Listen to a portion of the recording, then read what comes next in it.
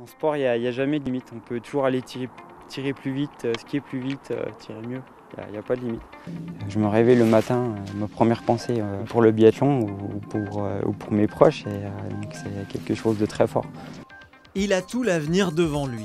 Quentin Fillon-Maillet détonne par ses capacités hors du commun. À tout juste 22 ans, et au finish, il termine devant les cadors Ole Einar Bjørndalen et Emil Svensson.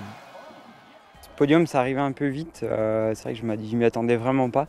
Après, ça donne confiance en soi et puis ça donne envie d'aller plus loin. On sait qu'on est capable de faire un podium en Coupe du Monde, donc du coup, ça motive pour la suite. J'ai 81% de réussite en tir contre 87 l'année passée, donc c'est 6%, mais ça représente énormément de tours de pénalité sur toutes les courses, donc ça m'a beaucoup pénalisé. Cette saison a aussi été marquée par une chute et surtout la casse de sa carabine pendant la Coupe du Monde. Le biathlète a dessiné et réalisé lui-même son arme. Il va consacrer une partie de ses vacances à concevoir un nouveau modèle. C'est un travail énorme. Moi, je prends énormément plaisir à le faire. Les Jeux Olympiques ne sont pas encore dans l'album de souvenirs des Fillon-Maillet. Mais en 2018, ça va changer. Il y a 4 ans, j'étais en remplaçant. La photo finish de la Mastart de Ripollin. Premier podium. Ripollin. À quelques centimètres. Moi, ça me touche qu'ils soient autant investis, même encore maintenant. J'appelle volontairement après une course pour leur donner des nouvelles. Ils ont le mot juste. Maman essaie de me réconforter aussi à tout moment. Donc, ouais, c'est important pour moi.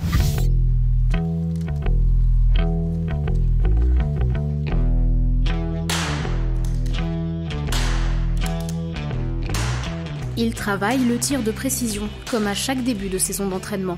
Quentin Fillon-Maillet retrouve le pas de tir après 2 mois de confinement. Ça m'a permis de faire bien d'autres choses et puis il y avait des choses bien plus graves qui se passaient en ce moment, donc j'ai pris mon mal en patience et puis voilà, maintenant qu'on a plus de liberté, je suis content de retrouver l'air libre et puis on n'est pas si mal dans le jeu. J'ai visé les plus gros objectifs que je puisse tenter sur le biathlon, c'est-à-dire médaille d'or au championnat du monde et puis ainsi que les globes de cristal. Et cette année, ouais, les objectifs seront les mêmes, mais avec encore plus d'attente parce que voilà, je me rapproche petit à petit de ces capacités d'être le meilleur biathlète du monde. C'est les moments forts de la saison, donc les 3 victoires en Coupe du Monde, en Autriche et puis les 2 victoires en République tchèque et puis la médaille au championnat du monde. Déjà, juste avec mon expérience, espérer quelque chose de bien en jeu. Après, la préparation va représenter, on va dire, 50-60% de la performance. Et puis après, c'est le jour J qu'il va falloir être bon. Hein. Le biathlon, il demande d'avoir une approche assez comment dire, mentale, hein. C'est une approche très particulière du sport. L'effort physique, c'est une chose, mais l'approche du tir, elle est assez particulière. Et ces dernières années, c'est peut-être ce qui m'a manqué sur certaines performances, d'arriver voilà, avec le meilleur état d'esprit pour avoir sa chance de médaille.